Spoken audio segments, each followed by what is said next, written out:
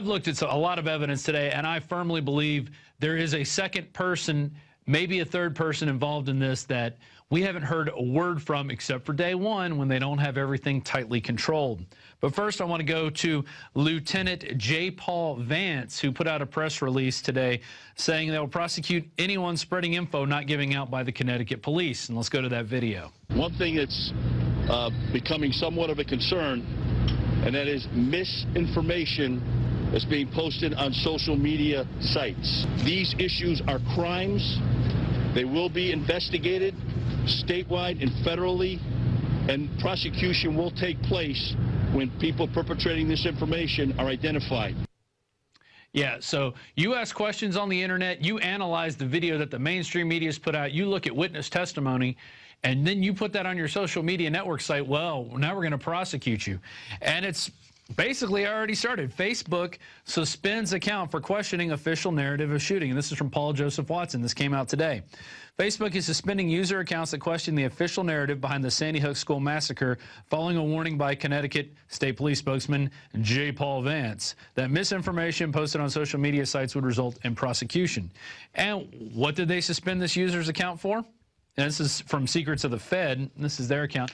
There it is. This just in. Adam Lanza, a clumsy 20-year-old autistic kid dressed in camo and full body armor who never shot a gun before, well, we're not sure about that, drives to another state, gets into a locked school looking like Rambo, kills 26 people with dead-on accuracy at a school.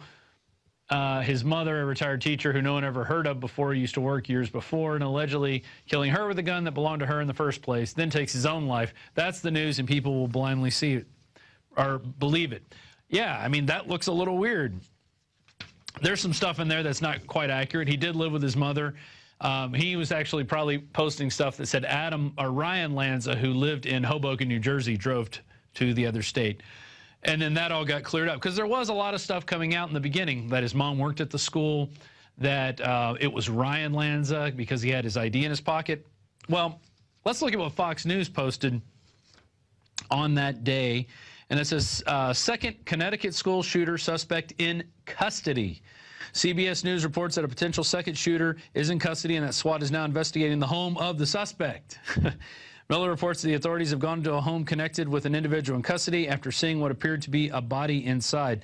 Witnesses tell WSFB that a second man was taken out of the woods in handcuffs wearing a black jacket and camouflage pants, telling parents at the scene, "I did not do it." And now I want to take you to a video that I put together today after I've been searching the internet all day, mainly looking for explanations of who this guy was that the police handcuffed and brought out of the woods. That there seems to be no mention of him anymore. It's just like, hey, you know, whatever, we got one guy, that's all we need. So this video starts off with some overhead helicopter footage with a correspondent talking about how they've confirmed reports that from the state police that they have a second guy in custody. Then it goes to a little boy who was in the school when it happened, and as they were leading him to the firehouse, he saw a man on the ground with his hands cuffed behind his back. Then it cuts to an older gentleman who was there. He watched him bring the guy in out of his handcuffs. He even points to him. He says he's right over there in the police car, and he says he was wearing a black jacket and camo pants. Then it's going to cut to some overhead helicopter footage that didn't have any sound to it. So the sound I put was some sound from a police scanner going on that day, recorded, of cops basically getting reports of two shadows that were seen running along the gym wall. And then you can hear the cops chasing two suspects. And then later on, which I didn't capture that and put that in there, you could actually hear him say, "We have a man down prone." But the video it continues on, and there'll be no audio, and I'll talk over that. And you can actually see the cops up in the woods surrounding a guy who's on the ground. Okay? We haven't heard word of this person. So Lieutenant John Paul Vance, or JP Vance, whatever your name is, we have questions. We want to know who this guy is, and how come you haven't said a word about him since this incident? How come since day one there's reports of him, and now it's like he never existed? Was this a government agent? Who was this guy? Who has such magical powers that they could be arrested by police on the scene of one of the worst mass shootings in history, and we never hear a peep of him? How is that possible? I want to know. Let's go to the video. It's believed at this hour, and it's been confirmed to ABC News by state police there in Connecticut, that 2 shooters were initially believed involved in the mass shooting. One of those shooters now dead. What's not been confirmed is whether or not that gunman took his own life or whether or not there was something that ensued after authorities began arriving at the scene.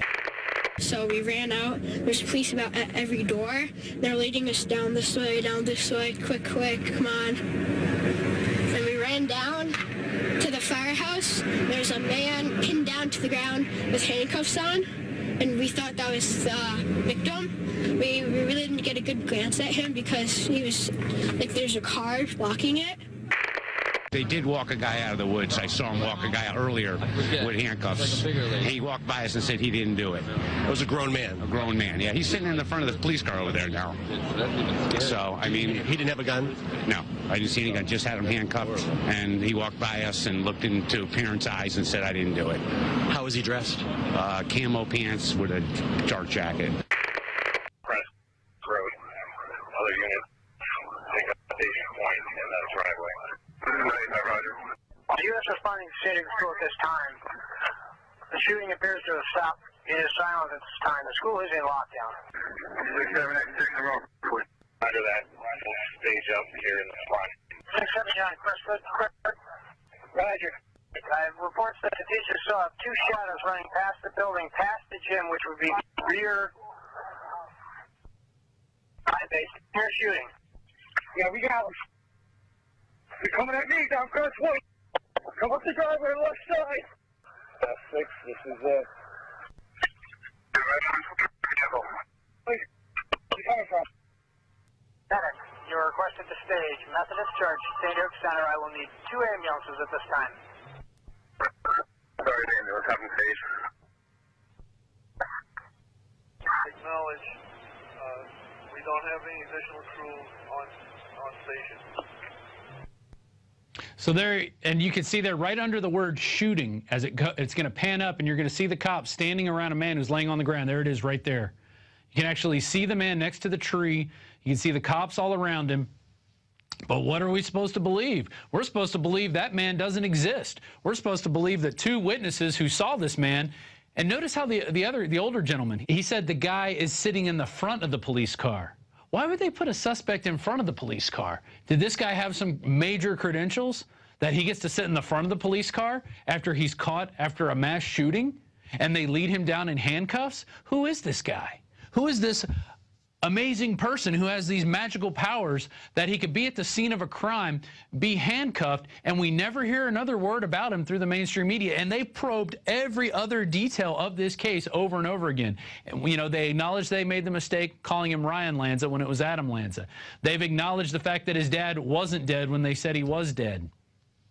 But nothing about this guy, nothing like, oh, we made a mistake, there was no second person, because there was a second person. And if they don't want to talk about it now, we should be asking those questions and we should be forcing the issue. In fact, we should make a White House petition.